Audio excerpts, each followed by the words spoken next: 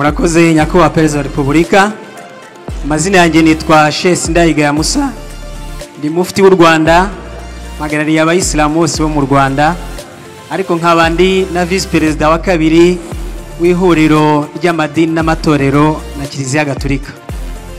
Mu mbaga rero yabo duhagarariye muri abo bemera mu myemerere itandukanye, turabashimira cyane. Ni byinshi byo gushima ariko bitatu by'ingenzi kubera umwanya muto. Nyakubahwa Perezida wa Repubulika, turashimira ubumwe bw'Abanyarwanda.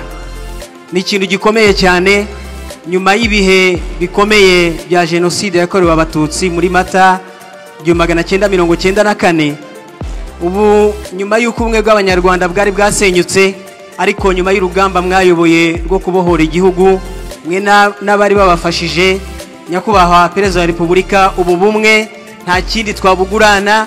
Ni nayo mpamvu twiteguye gukomeza kubuharanira no kuburwanira no kubwitangira, kandi tukaba twiteguye gufatanya namwe mu kurwanya bariya bose bashaka kutugarura muri ayo mateka y'amakimbirane no gucamo kabiri Abanyarwanda. Icya kabiri, Nyakubahwa Perezida wa Repubulika, mwaduhaye igihugu gifite agaciro, cyagize agaciro mu ruhando rw'amahanga. Nkuko tubizi, iwanya bari iwanyu, niho hantu honyine winjira utavuze iminsi uzahamara batakubajije icyo uje gukora.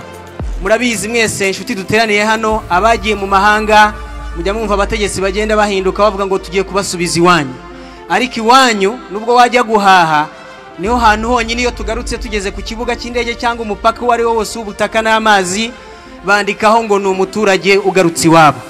Bivuga ngo ntawe ukubaza iminsi, ntawe ukubaza icyo uje gukora n'iminsi uzahamara, ariko handi nk'uko mubizi viza barazitubaza, zashira bakatwirukana.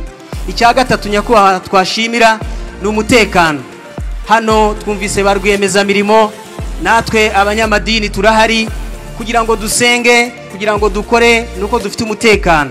Turawubakesha nyakubahwa n'ingabo z'igihugu na polisi n'abandi bashinzwe umutekano, tunashimira tunasabira. Nagira ngo mbibutse ko nk'umuntu uhagarariye idini, intumwa y'Imana Aburahamu ageze aho yatuje umuryango we, yabasabiye mbere na mbere amahoro n'umutekano, asabira igihugu cye, hanyuma akurikizaho gusaba ubukungu n'iterambere. Impamvu yabanje amahoro nuko mu mahoro nibwo ubukungu buboneka, kuko barakora bagashora imari, kandi mu mahoro nibwo abantu baryoherwa n'ibyo babonye muri bwa bukungu, kuko n'ubundi bitunze nta mutekano ntabwo byakuryohera. Nyakubahwa Perezida wa Repubulika, turabashyigikiye kandi ingamba mufite zo kurinda igihugu cyacu no kurinda umutekano turazishyigikiye. Nsoza nyakubahwa Perezida wa Repubulika, nagira ngo mbagezeho ubutumwa bw'abayoboke b'ayo madini yacu. Turabashimira ku bugenzuzi bwakozwe kandi bugamije inyungu z'Abanyarwanda mu nsengero n'imisigiti.